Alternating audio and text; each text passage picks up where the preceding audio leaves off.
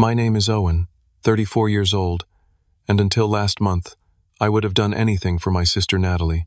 We lost our parents young, and I've spent my life making sure she had everything she needed. So when I got that notification $28,000 charged to my credit card for her wedding reception, I couldn't believe it. The betrayal stung worse than the money. What happened next changed our relationship forever, but not how you might expect.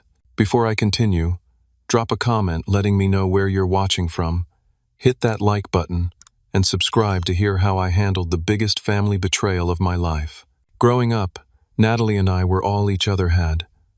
I was 12 and she was 8 when our parents' car skidded off an icy road one February night in Massachusetts. The police officer who came to our door looked so uncomfortable delivering the news that would shatter our childhood. Our grandmother Margaret took us in, a tough but loving woman who lived in a modest, 2-bedroom house on the outskirts of Boston. The space was tight, but her heart was big enough to hold our grief. From the beginning, Natalie and I were different. I was the studious, responsible one who understood early that life wasn't going to hand us anything.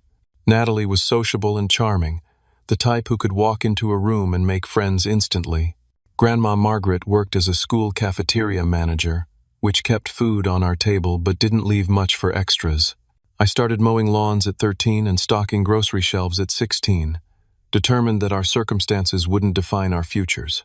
Winter mornings were especially tough. I remember waking up before dawn to shovel our elderly neighbors' driveways for extra cash, my fingers numb despite 2 pairs of gloves.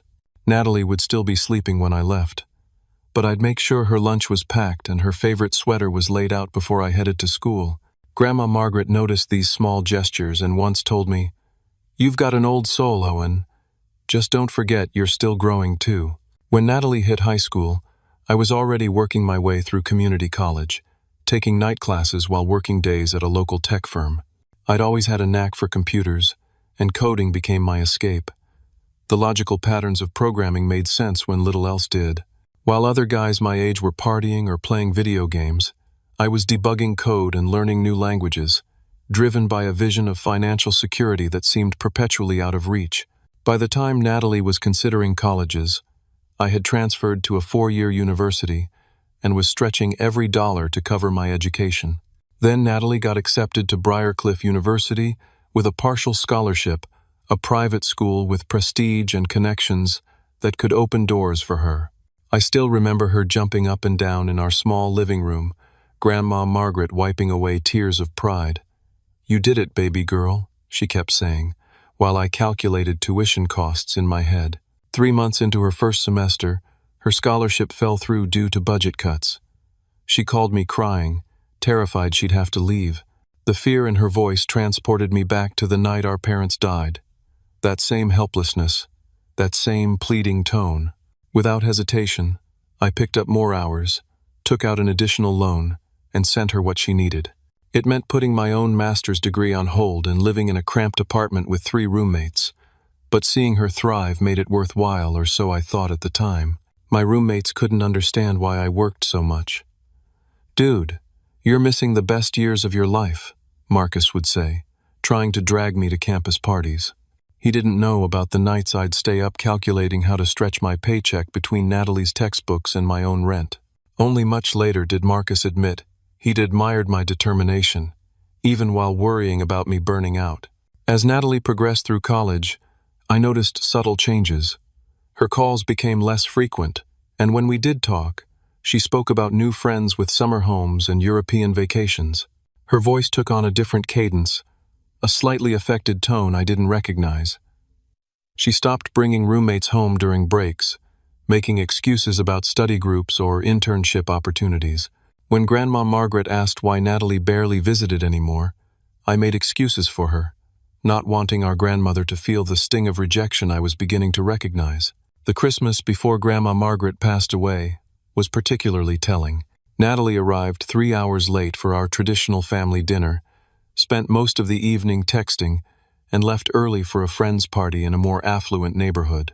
I watched our grandmother's shoulders slump slightly as the door closed, though she quickly masked her hurt with a smile.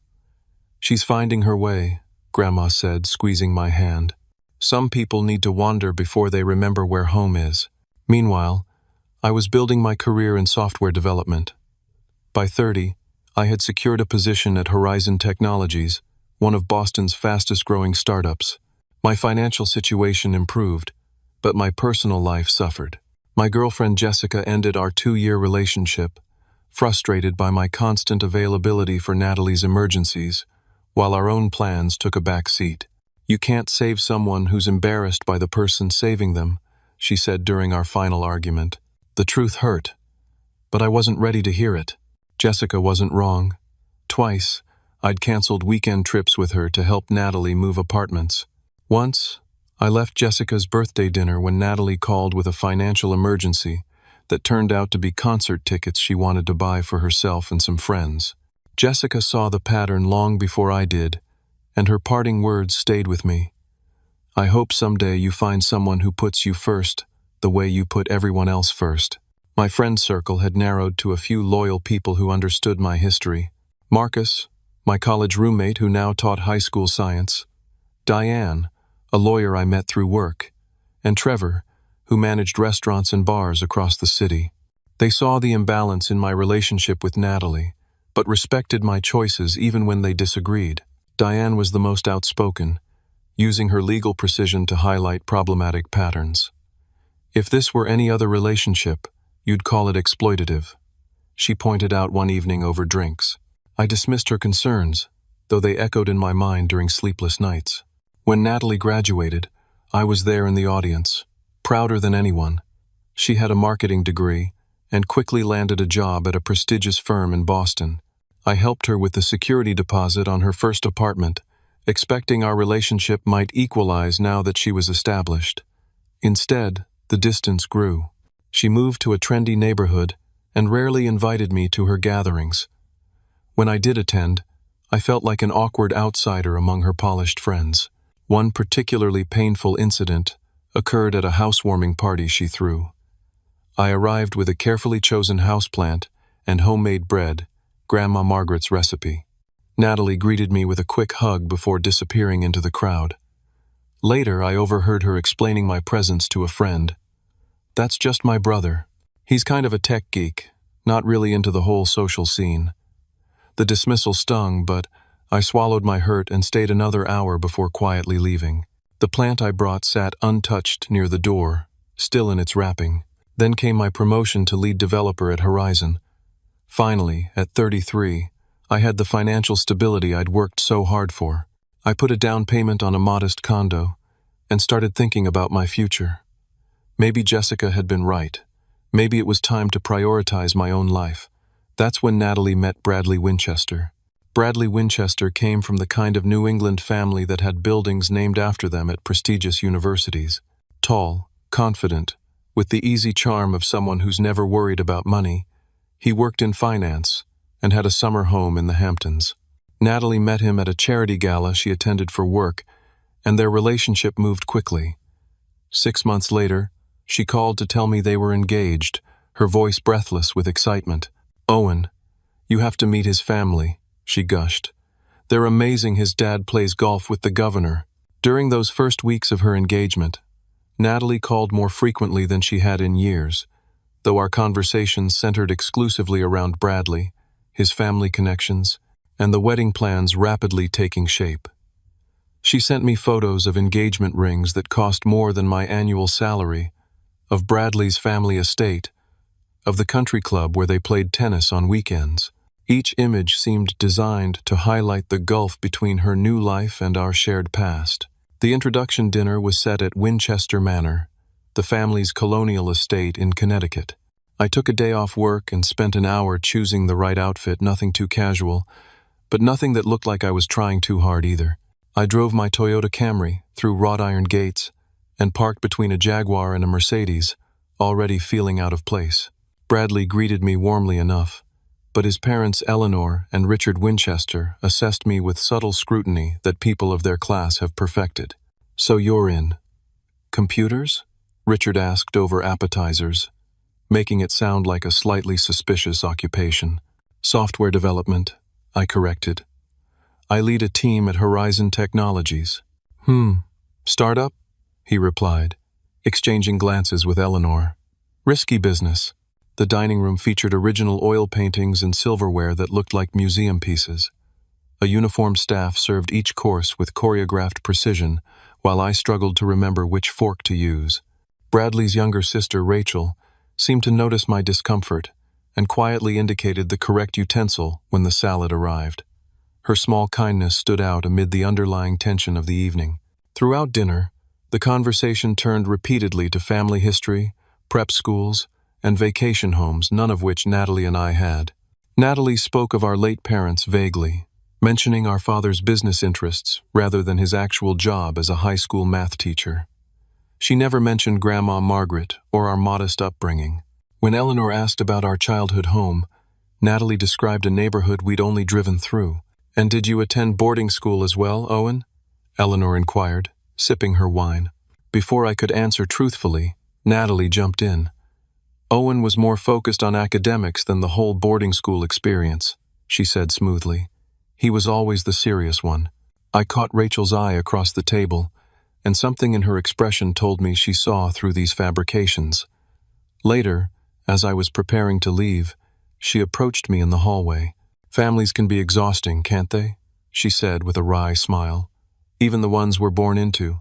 The wedding planning began almost immediately, with the Winchesters taking charge. The venue was Hawthorne Hall, one of New England's most exclusive wedding destinations, a restored 19th-century mansion with formal gardens and a ballroom that could accommodate 300 guests. Natalie texted me about florists flying in from Holland and a dress designer coming from Paris. When we met for coffee a few weeks later, she seemed distant, checking her phone constantly. "The caterer alone is going to be $40,000, she mentioned casually.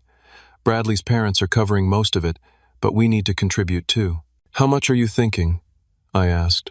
"Well, I was hoping you could help with a small portion," she said, not meeting my eyes.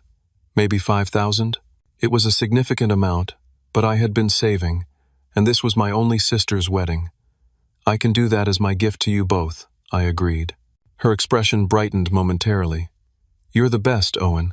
This means so much to me." There was a time when her gratitude would have been enough. Now, I felt a nagging doubt, wondering if I was being valued or just utilized. Little did I know this small portion would grow. A week later, she called about the band she absolutely had to have. Could I add another 3,000? Then it was specialized lighting, custom invitations, welcome baskets for out-of-town guests. Each request came with the assurance it would be the last one. I began to feel like an ATM, rather than a brother. One Tuesday evening, I met Natalie and Bradley at Hawthorne Hall for a venue walkthrough. The estate was undeniably beautiful, with manicured lawns stretching toward distant woods and interior spaces that breathed old-world luxury. As we toured the reception area, I suggested a table arrangement that might create a better flow for guests. The wedding planner, Veronica, a sleek woman with a permanent expression of mild disapproval, dismissed my idea immediately. "We typically find that brothers aren't particularly interested in these details," she said with a thin smile when I asked about the seating arrangement. Bradley nodded in agreement. "Best to leave it to the professionals, man." I noticed Natalie didn't defend me or acknowledge my suggestion. Instead, she changed the subject to the champagne selection, deferring completely to Veronica's expertise. As the walkthrough continued, I felt increasingly invisible, my role apparently reduced to checkbook and occasional prop. I was gradually being excluded from decisions. Natalie had originally asked me to give a toast at the reception, but then informed me that Bradley's best friend would handle all speeches. My role in the ceremony was reduced to participating groomsman, rather than giving her away as we discussed after our grandmother passed away 2 years prior. "It just makes more sense this way," she explained when I questioned the change. "Bradley's uncle is a retired judge, and it will look better in the photos if he walks me down the aisle." Look better. Those words revealed priorities I hadn't fully grasped until then. This wedding wasn't about celebrating a union or honoring relationships. It was about creating an impression, maintaining an illusion of old money and established connections that Natalie craved and I apparently threatened. Our scheduled brother-sister planning dinners were repeatedly canceled. "Sorry, Bradley's parents want to discuss the honeymoon plans," or The wedding planner needed an emergency meeting. Each time, I swallowed my disappointment and told myself it was her big day, not mine. As the wedding date approached, Natalie's transformation seemed complete. Her Boston accent had disappeared, replaced by the neutral tones of old money. She used phrases I'd never heard from her before, summer as a verb, frightfully as an intensifier. She referenced childhood sailing lessons we'd never had, and ski trips we'd never taken. I barely recognized the sister I'd helped raise. Then came the rehearsal dinner incident. I wasn't initially included on the invitation list, an oversight that was corrected only after I mentioned it to Natalie. When I arrived at the upscale Boston restaurant, I found myself seated at the far table with Bradley's distant cousins, while Natalie sat with his immediate family and closest friends. The seating arrangement felt deliberate, a physical manifestation of my relegation to the periphery of her life. Throughout the dinner, I made polite conversation with strangers who clearly wondered who I was and why I was there. One elderly aunt asked if I was from the bride's side, as if this were a regular wedding rather than my sister's. Midway through the evening, I went to the bar for a drink and overheard Natalie's voice from the adjacent private dining area where she was speaking with Bradley's mother.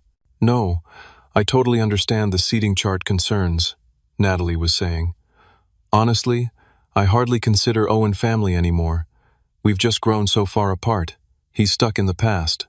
The words hit like a physical blow. I quietly returned to my table, made polite conversation with strangers for another hour, and left early, claiming a work emergency. That night, I lay awake wondering if the sister I'd sacrificed so much for had disappeared completely. As I drove home, memories flooded back Natalie at 10, crying over a math problem until I sat up with her past midnight to help her understand. At 16, calling me from a party where kids were drinking, asking me to pick her up, no questions asked. At 20, panicking over a failed midterm and needing emergency tutoring. Each crisis I'd responded to, each need I'd met, now seemed like stepping stones that led to my own irrelevance once she'd found a more advantageous connection. The morning after the rehearsal dinner, I received a text from Rachel Winchester. "You deserved better last night. Just wanted you to know not everyone thinks like they do." The unexpected support from a virtual stranger made the rejection from my own sister all the more stark. 3 days before the wedding, I was working late at the office, finalizing a project so I could take time off for the ceremony. My phone buzzed with a notification I initially ignored, assuming it was another text from the groomsmen's group chat about tuxedo fittings. When I finally checked during a coffee break, my stomach dropped. It was an alert from my credit card company. "Your card ending in 4,832 has been charged $28,000 by Winchester Weddings, LLC.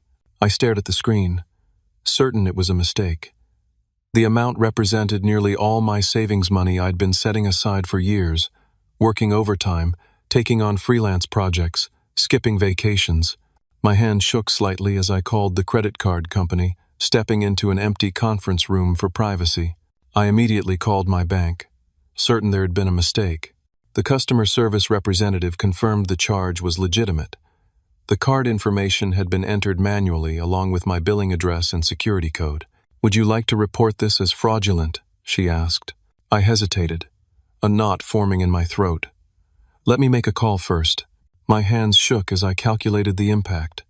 $28,000 would completely drain the savings I'd set aside for my condo down payment money I'd worked years to accumulate. I called Natalie repeatedly, but she didn't answer. Finally, I texted, "Need to speak with you urgently about a large charge on my card. Please call me." 20 minutes later, she replied, "At bachelorette dinner. Can't talk now." I couldn't wait.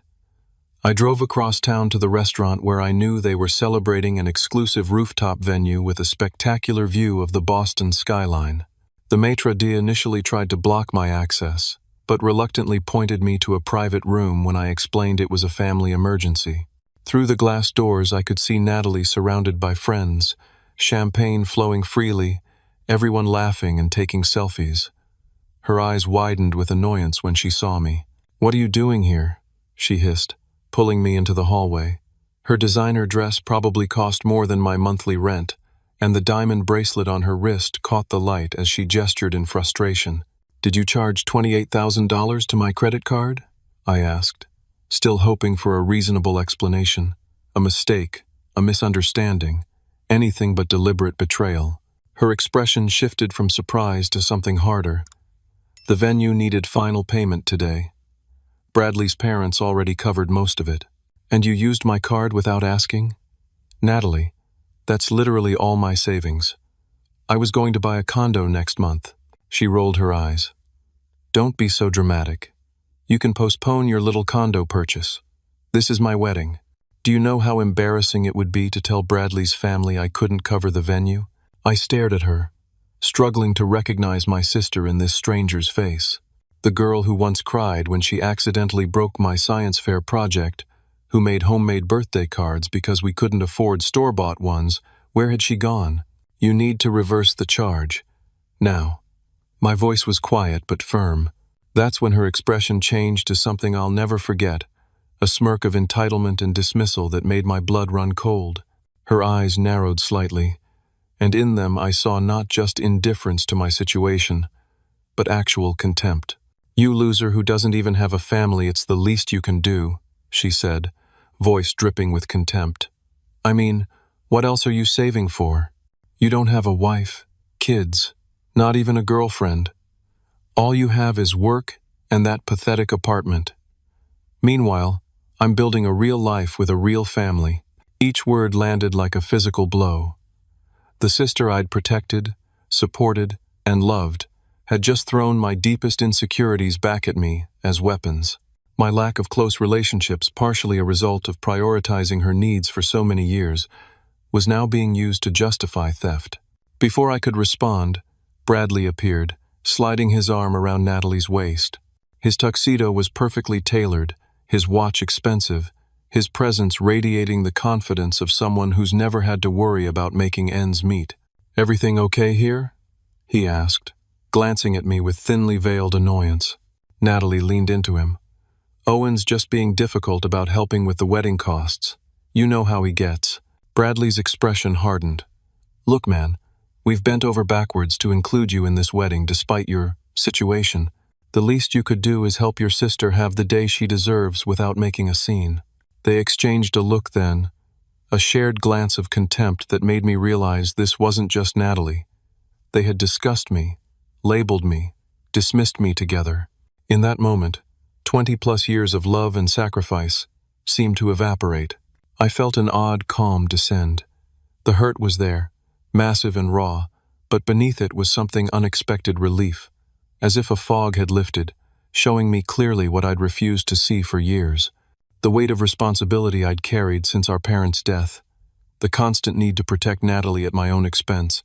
Perhaps it was time to put it down. Then you'll love what happens next, I said quietly. Natalie's smirk faltered. What does that mean? It means I finally see things clearly, I replied, turning to leave. Owen, she called after me. Don't you dare ruin this for me. I walked out without looking back, their confused voices fading behind me. In my car, I sat motionless for several minutes, hands gripping the steering wheel. Then I pulled out my phone and began making calls. The first was to my credit card company, requesting an investigation into unauthorized use. The second was to Marcus.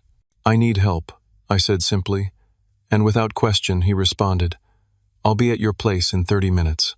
As I drove through Boston's nighttime streets, a strange sense of liberation began to mingle with the pain. For the first time in decades, I was choosing myself. Whatever came next would be on my terms, not dictated by guilt or obligation. The realization was both terrifying and exhilarating. I drove home in a daze, the conversation replaying in my mind. The apartment I'd once seen as temporary suddenly felt like a sanctuary. I made tea Grandma Margaret's remedy for life's troubles and began sorting through my thoughts. Outside my window, Boston's skyline twinkled with countless lights, each representing lives and stories I knew nothing about.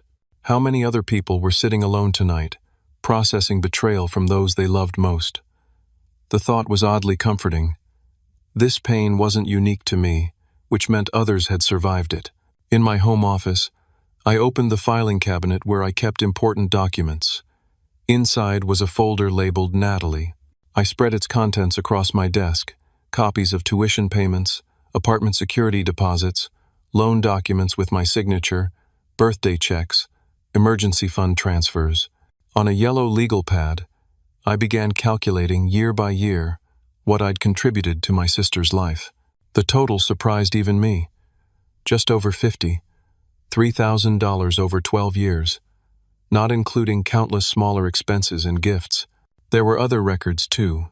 Emails where Natalie had promised to pay back emergency loans, text messages expressing gratitude that now seemed hollow, birthday cards with heartfelt messages that contradicted her recent cruelty.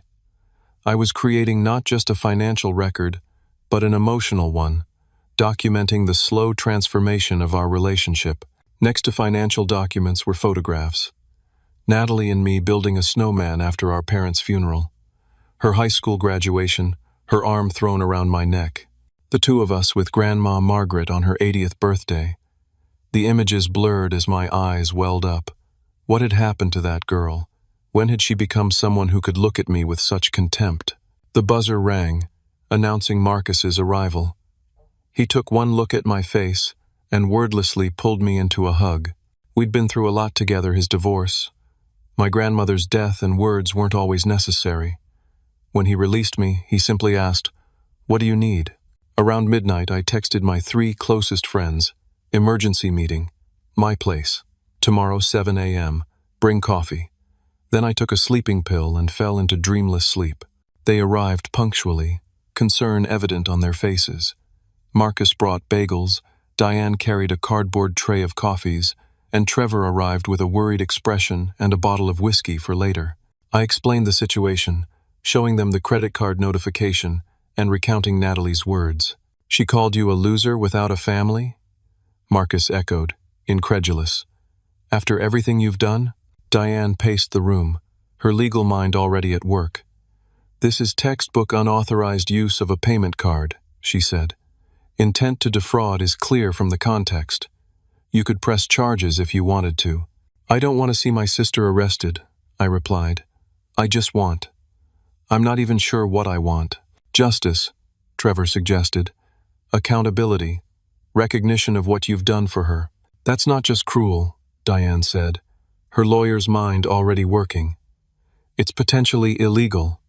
Using your credit card without permission is fraud, regardless of your relationship." Trevor paced my living room. "I know the manager at Hawthorne Hall. Want me to call him?" "Not yet," I said. "I need to think this through carefully." For the next hour, we dissected the situation from every angle. Marcus argued for complete severance. "She's toxic, man. Cut her loose." Diane approached it legally. "Document everything. Protect yourself financially, then decide about the relationship." Trevor, always the mediator, sought middle ground. Make her face consequences without burning bridges permanently. Over the next hour, a 3-part plan emerged. First, the financial aspect. Diane helped me call the credit card company to dispute the charge as unauthorized. They agreed to investigate, but the process would take several days past the wedding date. "The key is that you're not lying or exaggerating," Diane emphasized. "You didn't authorize this charge, period. That's all the credit card company needs to know." Second, the logistical angle. Trevor discreetly contacted his colleague at Hawthorne Hall, confirming that final payment was indeed due and that the venue required 48 hours notice for any payment changes. He also learned that without payment confirmation, they would not proceed with event setup. "David Hawthorne is a straight shooter," Trevor explained. "If the payment doesn't clear, he won't make exceptions, not even for the Winchesters." Third, and most difficult, the emotional decision. How would I handle my relationship with Natalie going forward? We debated various approaches, from complete severance to conditional reconciliation. "She needs to understand consequences," Marcus said. "You've been her safety net so long she thinks it's her right." "But she's still your sister," Diane countered. "Family is complicated." I showed them the folder of financial records and photographs. "This isn't just about money," I explained. "It's about years of sacrificing my own needs, only to be treated like I'm worthless once I'm no longer useful." Trevor examined one of the photos Natalie and me at a Red Sox game years ago, both smiling broadly. "You need to decide what you want the future to look like," he said. "Not just how to handle the wedding crisis, but what kind of relationship, if any, you want going forward." By noon, our strategy was set. I would allow the chargeback process to proceed. I would not contact Natalie or Bradley, but would be prepared for their inevitable outreach when the venue payment issue arose. I would set clear terms for any financial assistance I might provide. And most importantly, I would require accountability, a genuine acknowledgement of both the unauthorized charge and the years of support I'd provided. My friends left, extracting promises that I would call if I needed anything. For the remainder of the day, I prepared myself mentally. I requested a personal day from work for Friday, the day before the wedding. I disabled social media notifications and set my phone to accept calls only from my approved contacts list. I even wrote out what I might say when confronted, knowing that in emotional moments, clarity often abandons us. That evening, I sent Natalie one text.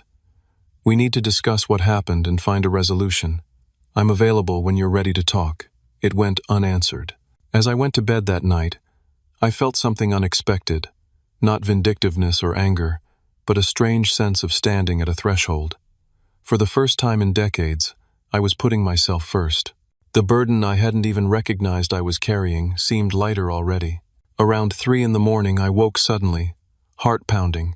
I'd been dreaming about our parents, not about their death, but about a summer picnic when we were kids. In the dream, my father was watching Natalie and me play, and he turned to my mother and said, "They'll always have each other." The memory, if it even was a memory, and not just a creation of my subconscious, brought fresh pain. Had I failed my parents' expectations, or had I fulfilled them too well, to my own detriment? I got up and went to the window, looking out at the quiet city. Somewhere out there, Natalie was sleeping, perhaps worried about her wedding, perhaps not giving me a second thought. The distance between us had never felt greater, and yet I felt a strange new clarity about my path forward. Friday morning dawned clear and mild, perfect wedding weather. I woke early, made coffee, and prepared for what would come. My phone remained silent until precisely 8:15, when it lit up with Natalie's name. I let it go to voicemail. The message was terse. "Call me back immediately." By 9, my phone was vibrating constantly. Natalie had called 7 times. Bradley twice. Even Veronica, the wedding planner, tried reaching me. I silenced the device and went for a long run through the Boston Commons, focusing on my breathing rather than the situation unfolding across town. The morning air was crisp, carrying the first hints of autumn. Joggers nodded as they passed, tourists consulted maps, children chased squirrels across open spaces, normal life continuing all around me while my personal world shifted on its axis. There was comfort in this ordinariness, a reminder that whatever happened with Natalie, the sun would still rise tomorrow. When I returned home and checked my messages, the tone had evolved dramatically. Natalie's first voicemail was angry. "What the hell do you think you're doing?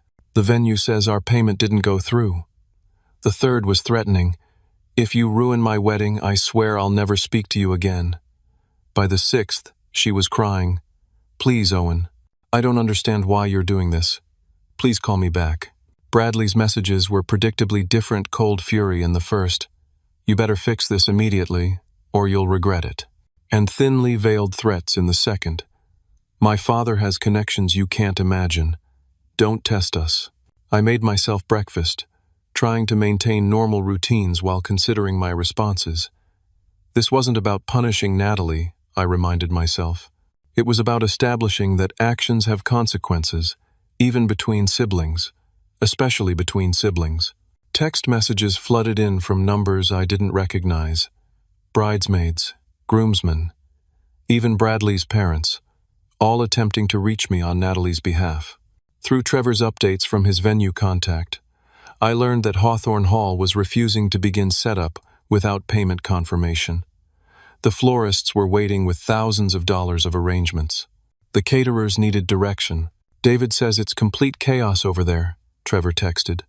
Bradley's father is threatening to sue the venue for breach of contract, but David's standing firm, no payment, no wedding.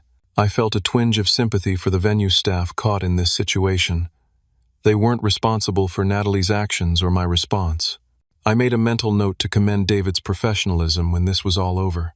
Around noon, my intercom buzzed. 2 of Natalie's bridesmaids were downstairs, demanding to speak with me. I recognized their names from the wedding program, Madison and Amber, college friends who had never bothered to get to know me despite years of opportunity. "Owen, this is childish," one called through the intercom. "Just come down and talk to us." I declined through the intercom, suggesting they focus on supporting the bride rather than tracking me down. "Tell Natalie I'll meet her at Hawthorne Hall at 5:30, I added before disconnecting. I spent the afternoon preparing for the confrontation, rehearsing what I wanted to say and anticipating various scenarios. This wasn't about winning or punishing, it was about establishing truth and boundaries. I showered, shaved carefully, and chose a suit that conveyed respect for the occasion without being the formal wedding attire I'd been assigned. As the afternoon progressed, I received an unexpected text from an unknown number. "This is Rachel Winchester, Bradley's sister. Can we talk? I'm not here to attack you." Curious, I agreed to a phone call. Rachel's voice was nothing like her brother's warm, with a subtle humor underlying her words. "I want you to know I think you're right to stand your ground," she said without preamble. "They've been awful to you." "You're taking my side against your brother?" I asked, surprised. "I love my brother, but I don't always like him," she replied. "And I've watched how they've treated you these past months. It's not right." She proceeded to give me updates on the unfolding situation. Natalie was having a complete meltdown at the bridal suite. Bradley was furious, pacing and making threatening calls. His parents were mortified by the public embarrassment. The wedding planner was attempting damage control with increasingly desperate measures. "They're trying to get Bradley's parents to cover the venue payment," Rachel reported, "but they're refusing on principle now. They're saying if Natalie would do this to her own brother, what might she do to them in the future?" She described the scene at the hotel where the wedding party was preparing. Natalie alternating between rage and despair, bridesmaids making frantic calls to every bank and loan service they could think of, Bradley arguing with his father in increasingly heated terms. "My mother's worried about what her friends will say," Rachel added with a note of disgust. 200 guests, many arriving from out of town, and all she cares about is how this looks to her social circle. Our conversation lasted nearly an hour. Rachel, it turned out, had always felt like an outsider in her status-conscious family. She had chosen to become a public defender rather than join the family investment firm, creating her own rift with her parents. In her, I found an unexpected ally, someone who understood family complexity from the inside. "What are you planning to do?" she asked finally. "I'm going to let them sweat a bit longer," I admitted. "Then I'll appear at the venue with terms." "Good," she said simply. "Sometimes people need to face consequences to see clearly." After our call, I sat quietly for a while, reflecting on how strange it was to find understanding from someone I barely knew while being treated as an enemy by my own sister.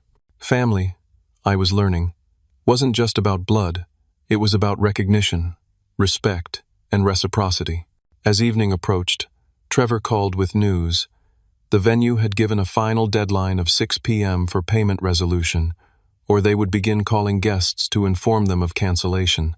The ceremony was scheduled for tomorrow at 4 p.m. The clock was ticking.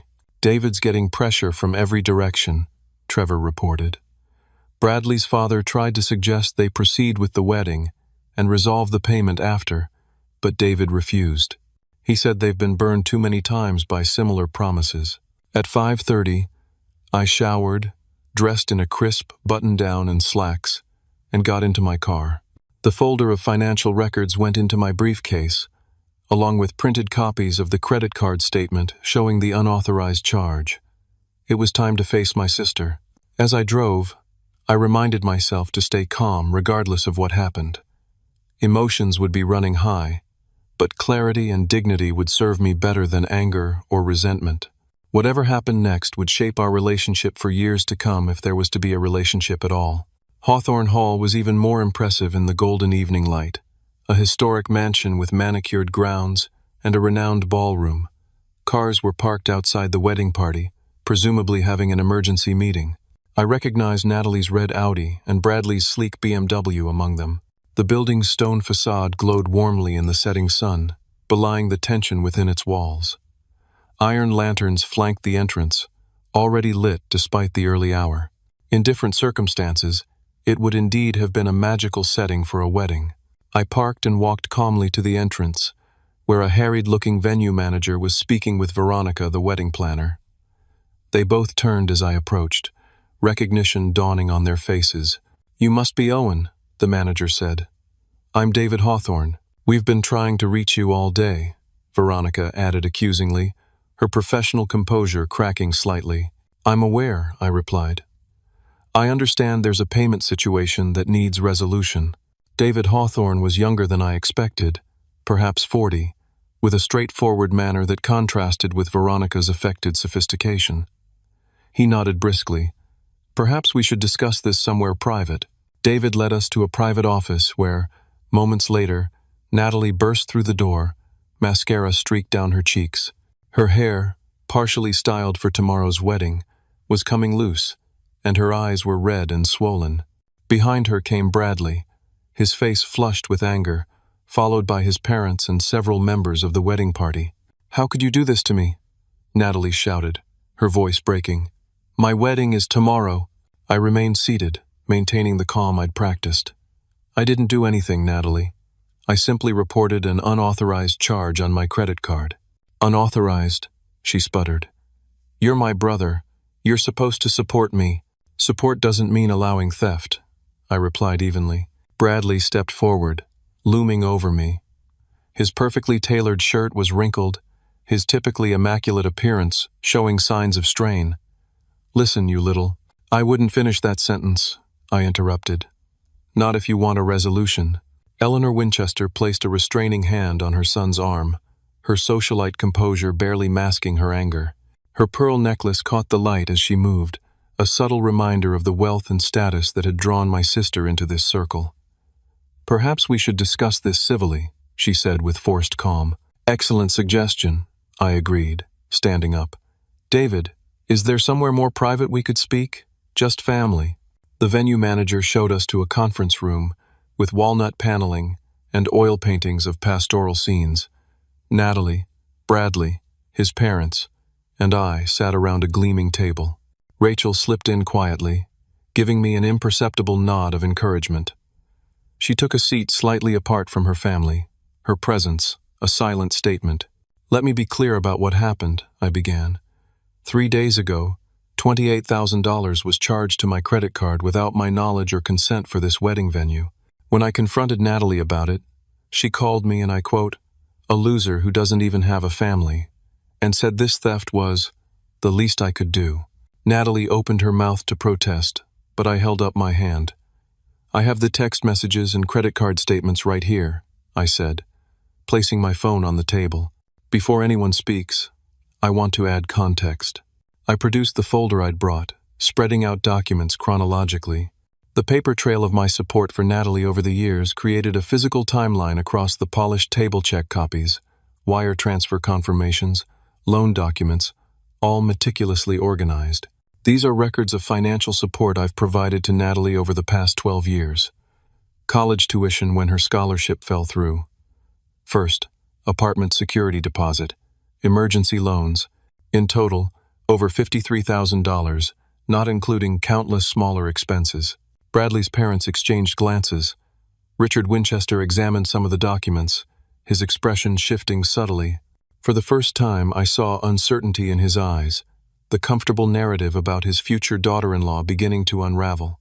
"I put myself through college, working multiple jobs," I continued. "I postponed my own advanced degree to help Natalie complete hers. I lived with roommates until my 30s so she could have the opportunities she wanted, and I did it gladly because she's my sister, and I love her."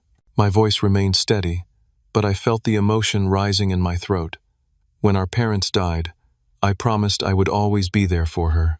I've kept that promise, even when it meant sacrificing my own plans. But yesterday, I realized our relationship has become one-sided. I realized I've been enabling behavior that isn't healthy for either of us. Natalie was crying silently now, her shoulders shaking with each breath. Bradley looked uncomfortable, shifting in his seat and avoiding eye contact. Richard Winchester continued examining the documents, while Eleanor stared at Natalie with an expression I couldn't quite read. "So here are my terms," I said. "I will provide $5,000 toward the venue cost the original amount I offered as a wedding gift. I will do this on 2 conditions. First, Natalie and Bradley must acknowledge, here and now, that taking my card information and making that charge was wrong. Second, I want a genuine apology not for this incident alone, but for the pattern of taking me for granted while simultaneously pushing me aside." The room fell silent. I could hear the faint sound of catering staff moving around outside, unaware of the drama unfolding behind closed doors. A clock on the mantel ticked steadily, marking the moments of this standoff. Eleanor Winchester was the first to speak, her voice carrying the precision of someone accustomed to managing difficult social situations. "Richard and I had no idea about any of this," she said, looking at Natalie with new eyes. "We were led to believe your relationship was distant because of other factors." "What other factors?" I asked. Richard cleared his throat awkwardly. "Natalie mentioned you had some personal struggles, that you had difficulty maintaining relationships and were somewhat clingy with her." The revelation stung, but didn't surprise me entirely. It made sense that Natalie would need to explain my absence from her narrative somehow. I laughed without humor. "The only struggle I've had is balancing my own life with being her constant safety net." Bradley finally spoke, his voice subdued. "I didn't know about the financial support. Natalie said you two just weren't close." All eyes turned to my sister, who sat with her head down, tears falling onto the polished table. Her carefully constructed image was crumbling, and in its place, I could see glimpses of the girl I'd grown up with, vulnerable, uncertain, human. "Owen," she finally whispered, "I don't know what to say." "The truth would be a good start," I suggested gently. She looked up, her face crumpling. "I was ashamed of where we came from, of Grandma's house, of how hard everything was for us. When I met Bradley and his family, I wanted to be someone else, someone with a background like theirs." Her voice broke. "I convinced myself you were holding me back by reminding me of the past. But the truth is, I wouldn't have any of this without you."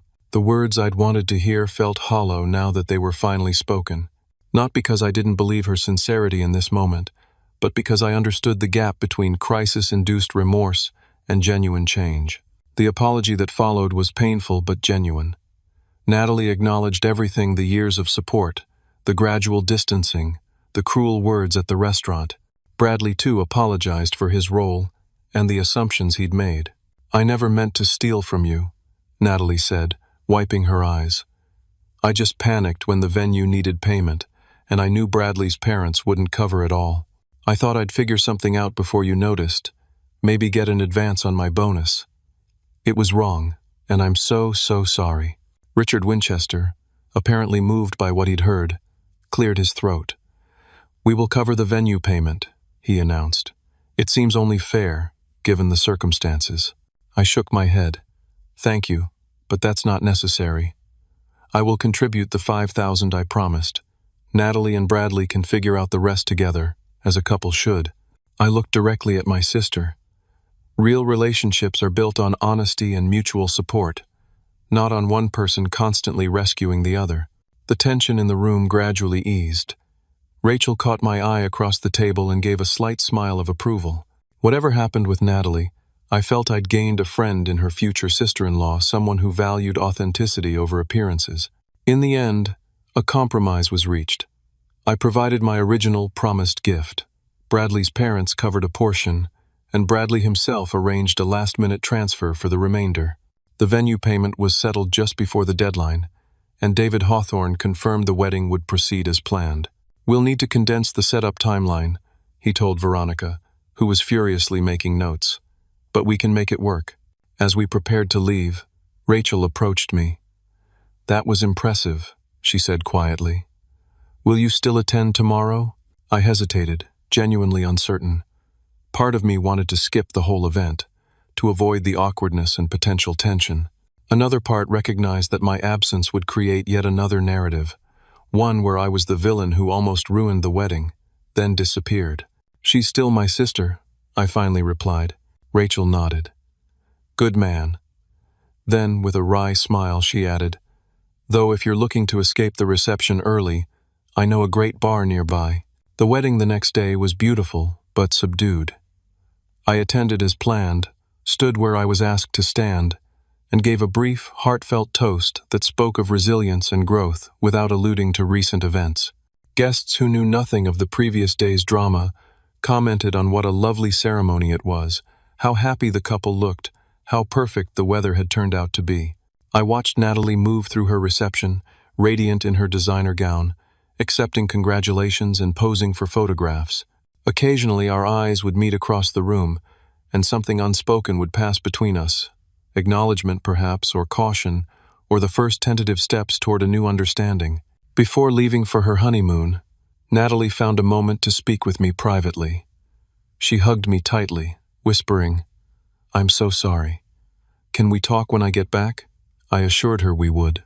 As I drove home that night, I felt neither triumph nor regret, just the quiet certainty that something important had shifted, not just for Natalie but for me as well. The weeks following the wedding passed quietly. Natalie sent a postcard from their honeymoon in Bali with a simple message, "Thinking of you. We need to talk when I'm back." I sent a brief but warm reply, giving her space while making it clear I was open to reconciliation. During this time, I refocused on my own life. I resumed my condo search, finding a perfect 2-bedroom, overlooking the Charles River. The morning I signed the mortgage papers, I felt a profound sense of accomplishment. This milestone was delayed, but not denied, a testament to my resilience and determination. At work, I threw myself into a challenging new project, developing security algorithms for financial transactions. The irony wasn't lost on me, but the technical challenges provided a welcome distraction from personal complexities. My team's innovative approach caught the attention of our CEO, leading to additional funding and recognition within the industry. Most evenings, I spent time with my small circle of friends who had supported me through the crisis, or explored hobbies I'd long neglected: photography, hiking the trails around Boston, even taking cooking classes at a local culinary school. Gradually, I reconnected with parts of myself that had been overshadowed by my caretaker role. Marcus joined me for weekend hikes, our conversations ranging from technology to philosophy to his recent dating adventures. Diane helped me navigate the legal aspects of my condo purchase, refusing payment and insisting it was just friends helping friends. Trevor introduced me to a network of restaurant owners and chefs, expanding my social circle beyond the tech industry for the first time in years. Rachel Winchester and I kept in touch, initially comparing notes about the wedding aftermath, then discovering shared interests in classic films and obscure bookstores. Unlike most of Bradley's family, she made no attempt to maintain appearances or gloss over uncomfortable truths. Her directness was refreshing, and our friendship developed naturally despite the complicated family connections. One evening, over coffee at a small cafe in Cambridge, Rachel mentioned her colleague Elise. "She's brilliant, works too hard, and has absolutely no patience for pretension," Rachel said with a grin. "You two would either hate each other immediately or get along famously." The introduction proved fortunate. Elise, a dedicated public defender with a sharp mind and surprising sense of humor, approached life with a straightforwardness I found appealing. Our first date coffee that stretched into dinner felt effortless in a way relationships rarely had for me before. "You're different than Rachel described," Elise mentioned over dessert. "How so?" I asked. "She said you were the most emotionally intelligent tech guy she'd ever met," Elise replied with a smile. "But she didn't mention you were also funny." As Elise and I began spending more time together, I found myself opening up about my history with Natalie, in ways I never had with previous partners. Elise's work with troubled families gave her unique insight into complex family dynamics, and her perspective helped me contextualize my experiences without judgment. 3 months after the wedding, My phone lit up with Natalie's name. She wanted to meet at Millie's Diner, the place our grandmother used to take us for special occasions when we were kids. The choice of location wasn't lost on me. When I arrived, Natalie was already there, looking different, somehow less polished. More like the sister I remembered. Her designer handbag was absent, replaced by a worn leather satchel I'd given her years ago. She'd pulled her hair back simply, and her makeup was minimal, revealing the light freckles across her nose that she usually concealed. "Thanks for coming," she said as I slid into the booth. "Of course," I replied. "How are things?" She took a deep breath. "Different. Bradley and I have been in counseling. Things have been strained since the wedding. His parents are still pretty cold toward me." "I'm sorry to hear that," I said sincerely. She shook her head. "Don't be. It's forced us to rely on each other rather than his family's approval. It's actually been good in some ways."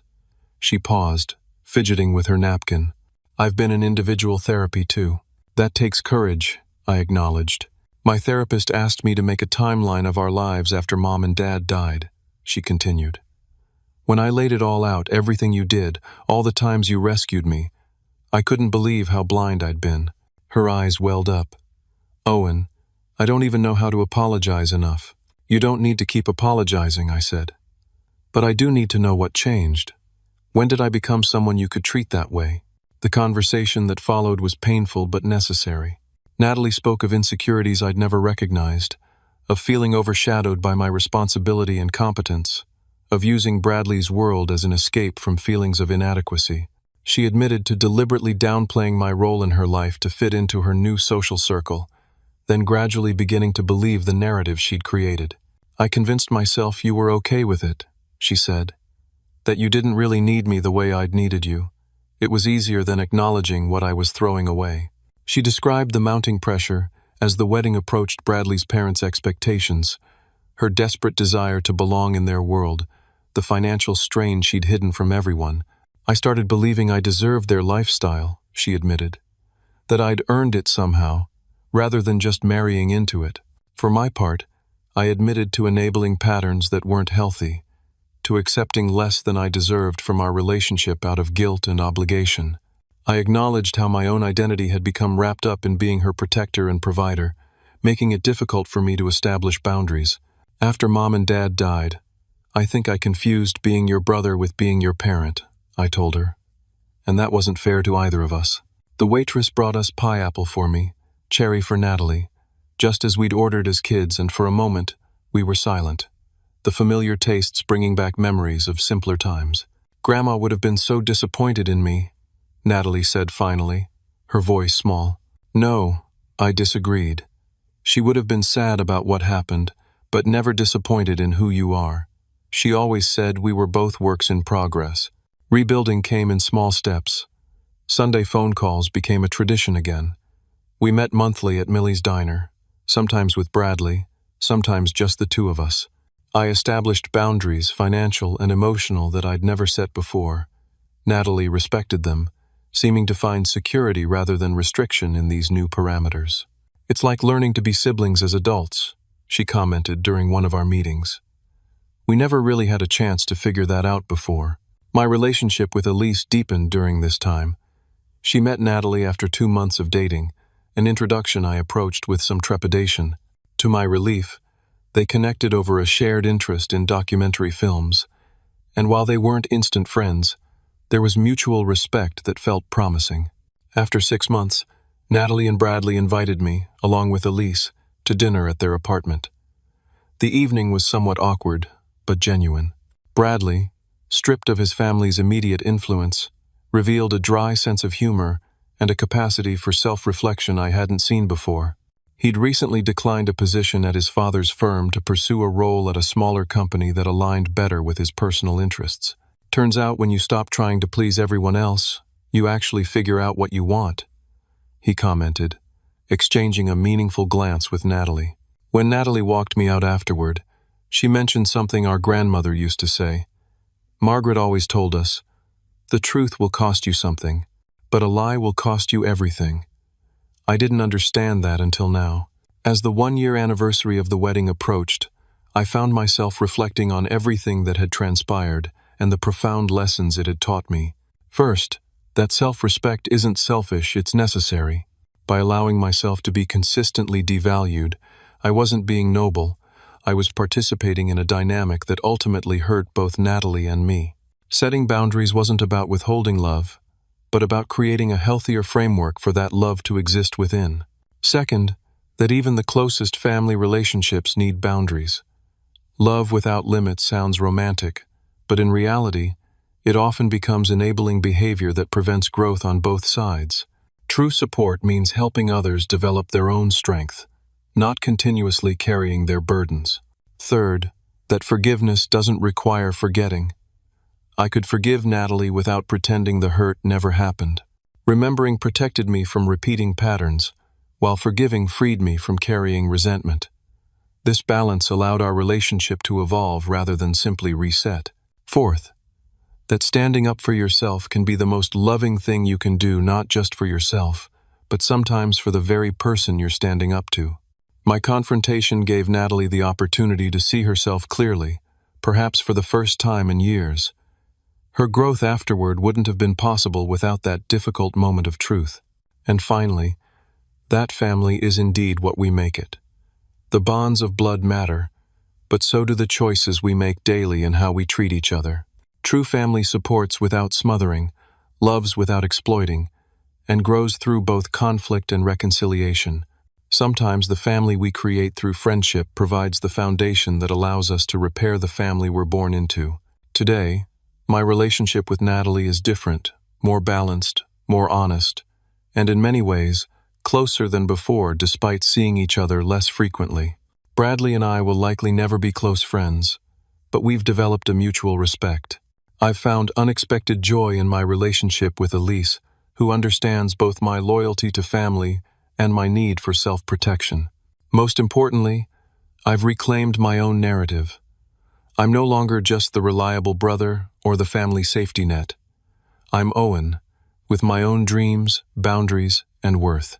The journey hasn't been easy, but I'm grateful for where it's led me to a place of greater authenticity in all my relationships, starting with the relationship with myself. In my new condo, there's a framed photo of Natalie and me as kids, building that snowman after our parents' funeral. Beside it is a more recent picture, Natalie, Bradley, Elise, and me at a Red Sox game last month. Different times, different relationships, but the same core truth. Family is complicated, imperfect, and infinitely worth the effort it takes to get it right. So to anyone watching who recognizes themselves in this story, anyone who consistently puts others' needs above their own to the point of erasure, I hope you take this message to heart. Sometimes the bravest thing you can do is to stand firmly in your own value, even when those closest to you fail to see it. The people who truly love you will eventually thank you for it. If you've experienced something similar with family or friends, drop a comment below and share your story. I read every comment and would love to hear how you handled it. Don't forget to hit subscribe for more real-life stories about family, boundaries, and personal growth, and give this video a thumbs up if it resonated with you. Share it with someone who might need to hear this message today. Thanks for listening, and remember, loving yourself is never selfish. It's essential.